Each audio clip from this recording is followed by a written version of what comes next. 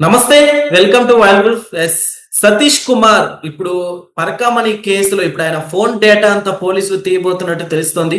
అయితే దీని వెనక ఇప్పుడు ఎలాంటి నిజాలు బయటపడబోతున్నాయని ఆసక్తికరంగా ఉంది. సో ఇదే అంశం మీద ఒకసారి విశ్లేషణ తీసుకుందాం. ప్రస్తుతం మనతోటి జర్నలిస్ట్ డివిఎస్ గారు ఉన్నారు. వెల్కమ్ చెప్తాం. Hello sir. నమస్తే. నమస్కారం సార్. ఎస్ సార్, ఇప్పుడు ఈ డేటా తోటి ఎలాంటి నిజాలు బయటపడచ్చు అంటారు? మాంత్రికుడి ప్రాణం చిలకలా ఉన్నట్టుగా ఇప్పుడు ఈ హంతకుల యొక్క గుట్టు మొత్తం ఫోన్లో ఉందా? అంటే ఇప్పుడు పోలీస్ అధికారి మరి సతీష్ కుమార్ ఇవాళ ఫోన్ అది ధ్వంసమైంది అంటున్నారు. అంటే అతను రైల్లో నుంచి కింద పడ్డాడా, తోసేశారా, లేదు చైన్ లాగి అతన్ని ఈడ్చుకొచ్చి అక్కడ చంపారా, వాళ్లే బద్దలు కొట్టారా ఫోన్? ఇంకా చాలా విషయాలు బయటకు రావాల్సిన అంశాలు ఉన్నాయి. ఇప్పుడు ఫోన్ బద్దలైనంత మాత్రాన, దాన్ని ధ్వంసం చేసినంత మాత్రాన దానిలో సమాచారం ఏమీ ధ్వంసం కాదు. ఇవాళ సిడిఆర్ విశ్లేషణ, కాల్ డేటా రికార్డు కనుక బయటికి తీస్తే టవర్ లొకేషన్ల ఆధారంగా అసలు అక్కడికి ఇంకెవరెవరు వచ్చారు, ఎవరెవరు అతనితో కలిసి ప్రయాణించారు, అతనితో పాటు రైలు ఎవరెక్కారు, వాళ్ళ సీసీ ఫుటేజ్లు కూడా బయటకు వచ్చాయి. ఏంటి, అతను మరి 2 గంటల ముందే ఎందుకు బయలుదేరాడు? ఫోన్లో తెలుస్తుంది. ఏంటి, ఎవరన్నా అతని ముందే బయలుదేరమని చెప్పారా, మెసేజ్లు పంపారా? యాక్చువల్ గా ఆ రైలు రాయలసీమ ఎక్స్ప్రెస్ ఎన్నింటికి 1 గంట కనుకుంటారు, రాత్రి 1 గంటకి. అతను 11 గంటలకి ఎందుకు బయలుదేరాడు? 11:21కి మరి అతను అక్కడ ఏదో కేఫ్ దగ్గర టీ తాగాడు అంటున్నారు. ఒక 5 నిమిషాలు ఉన్నాడు అంటున్నారు. అతనితో పాటు ఇంకెవరన్నా ఉన్నారా? ఆయన కదలికలను ఎవరన్నా గమనించారా? అతనితో పాటు ఎవరన్నా ఫాలో అయ్యారా? ఇప్పుడు అక్కడ గుంతకల్ స్టేషన్ లో మరో బోగీలో నేరస్తులు ఎక్కారంటున్నారు. ఒక 13 మంది నేరస్తుల్ని గుర్తించారు, వాళ్ళను కూడా విచారిస్తున్నారు అంటున్నారు. అంటే ఇప్పుడు ఒకటి, అసలు అతని సీట్ నంబర్ 29, కానీ అతని బ్యాగ్ మరి సీట్ నంబర్ 11 దగ్గర ఉంది. 29లో ఉండాల్సిన బ్యాగ్ 11 దగ్గరికి ఎందుకు వచ్చింది? అంటే 11వ సీటు దగ్గర నిందితులు ఉన్నారా, హంతకులు ఉన్నారా?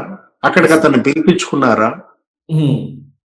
అక్కడ ఏం జరిగింది? ఆ 11వ సీటు, ఆ చుట్టుపక్కల ఉన్న వాళ్ళని విచారిస్తే గానీ వాస్తవాలు బయటికి రావు. ఇప్పుడు ఆ సీటు దగ్గర రక్తపు మరకలు ఉన్నాయంటున్నారు. బ్యాగ్ ఉండటమే కాదు, మరి మనం మీడియా కథనాలు కొన్ని కనుక చదివితే చూస్తే 11వ సీటు దగ్గర రక్తపు మరకలు యథార్థమేనా? ఎందుకంటే అక్కడ ఉన్నటువంటి మరి ఆ శానిటేషన్, ఆ శుభ్రం చేసే వాళ్ళని కూడా విచారించారంటున్నారు. ఇప్పటికి 2 సార్లు సీన్ రీకన్స్ట్రక్షన్ చేశారు. మొన్న అదే ఎక్స్ప్రెస్ లో 2 బొమ్మలతో సీన్ రీకన్స్ట్రక్షన్ చేశారు. అంటే ఒక బొమ్మ మామూలుగా కాలు జారి పడినట్టుగా 2 అడుగుల దూరంలోనూ ఏమో పడింది, ఇంకో బొమ్మ ఎవరో తోసినట్టుగా 17 అడుగుల దూరంలోనూ ఏమో పడింది. అంటే యాక్చువల్ గా ఈ బాడీ మరి 30 అడుగుల దూరంలో ఉందంటున్నారు. రైల్వే ట్రాక్ 30 అడుగుల దూరంలో ఉంటే నిన్న 2 బొమ్మలే కాదు, ఇవాళ మరి 3 బొమ్మలతో మళ్ళా రీకన్స్ట్రక్షన్ చేశారు. అంటే ఏంటి, ఆ రోజు ఎంత వేగంతో ఎక్స్ప్రెస్ వెళ్ళిందో అంత వేగంతో వెళ్తూ ఈ 3 బొమ్మలతో మరి జరిపిన సీన్ రీకన్స్ట్రక్షన్ కూడా నిన్నటి రిజల్ట్స్ వచ్చాయి. ఏంటి, 2 అడుగులు, 17 అడుగులు ఆ ప్రాంతాల్లో బొమ్మలు పడితే మరి 30 అడుగుల దూరానికి ఎలా వెళ్ళింది? మనం అంటోంది అదే. అసలు ఇప్పుడు ఆ ఫోన్ హంతకులే ధ్వంసం చేశారా, లేదు ఈ పడటం వల్ల అది ధ్వంసమైందా? ఇప్పుడు యాక్చువల్ గా 6వ తారీఖు ఆయన మొదటి విచారణకు వచ్చాడు. విచారణకు వచ్చినప్పుడు ఎవరెవరితో మాట్లాడాడు, దానికి ముందు రోజు ఎవరితో మాట్లాడాడు, తర్వాత ఎవరితో మాట్లాడాడు. ఇప్పుడు 2వ విచారణ నిన్న, ఏది 13వ తారీఖు బయలుదేరాడు. దానికి ముందు ఎవరెవరు ఆయనతో మాట్లాడాడు, బెదిరింపులు ఏమైనా ఉన్నాయా?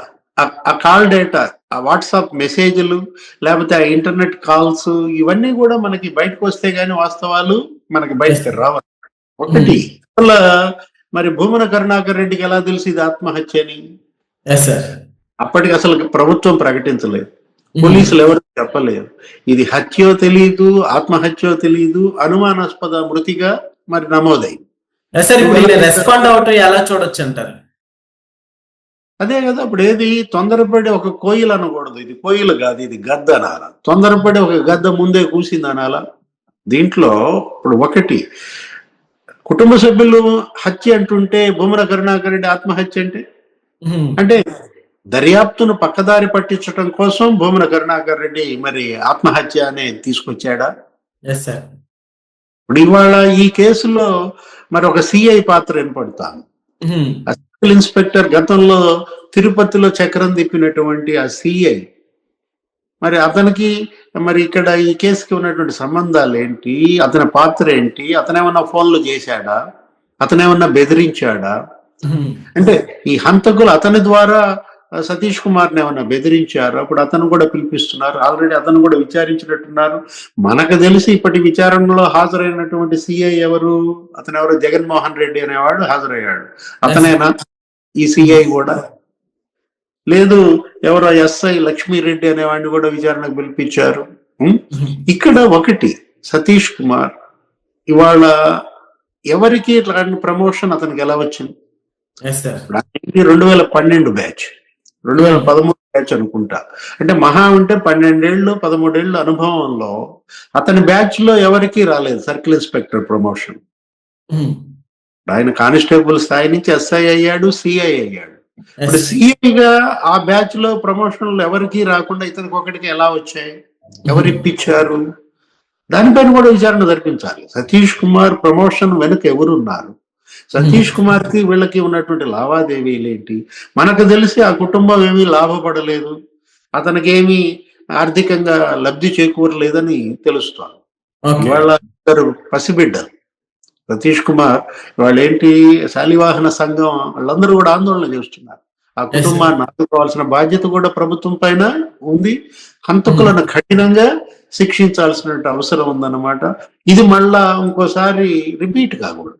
ఇలాంటి ఇది మహాపాపం, ఇది ఘోర నేరమే కాదు మహాపాపం అన్నమాట. ఒకటి హుండీలో కానుకలు, భక్తులేసిన కానుకలు దొంగతనం చేయటం ఒక తప్పు. నెక్స్ట్ ఆ దొంగతనాన్ని పట్టుకున్నటువంటి పోలీస్ అధికారిని ఈ విధంగా మట్టు పెట్టడం మరొక పాపం అన్నమాట. ఇప్పుడు ఆ రవికుమార్ అతనికి వాళ్ళ రక్షణ కల్పించాలి, అతని కుటుంబ సభ్యులకు రక్షణ కల్పించాలి. ఇది ఫిర్యాదు చేసిన అతను ఎవరా జర్నలిస్ట్ మాచర్ల శ్రీనివాస్ ఉన్నాడు. అతను ఆల్రెడీ వెళ్ళాడు, ఏమని సతీష్ కుమారే ఇలా చనిపోతే నాకు భయం వేస్తోంది, నా ప్రాణాలకు కూడా ముప్పు ఉంది అంటున్నాడు. అతని ప్రాణాలను కాపాడాల్సిన బాధ్యత ప్రభుత్వం పైన. మరో హత్య జరగకుండానే హంతకుల్ని వాళ్ళు పట్టుకోవటం ఒక సవాల్ అన్నమాట. అందుకే హైకోర్టు కూడా ఈ వ్యాఖ్యలు చేసింది. ఏంటి, చాలా షాకింగ్ గా ఉంది మాకు. అసలు ఈ పరిస్థితి ఆంధ్రప్రదేశ్ లో మేము ఇదే చూస్తున్నాం. ఫిర్యాదుదారుల్ని కిడ్నాప్ చేయటం ఏంటి, ఫిర్యాదుదారుల్ని మరి అసలు ఇలా చంపడం ఏంటి? దీనిపైన అసలు ప్రభుత్వం ఇవాళ సీరియస్ గా తీసుకోవాలి.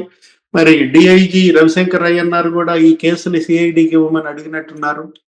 ఇప్పుడు తాడిపత్రి పోలీసుల నుంచి ఈ కేసు కనుక సిఐడికి వస్తే ఈ రోజు మరి మృతుడి కుటుంబ సభ్యులతో కూడా సిఐడి అధికారులు మాట్లాడతారంటున్నారు. ఎవరు, సతీష్ భార్య, మరి అతని తమ్ముడు, అన్నలతో కూడా మాట్లాడతారంటున్నారు. ఏదైనా సరే ఈ కేసులో హంతకులు, నిందితులు ఏ స్థాయిలో ఉన్నాళ్ళైనా వాళ్ళని కఠినంగా శిక్షించాలి.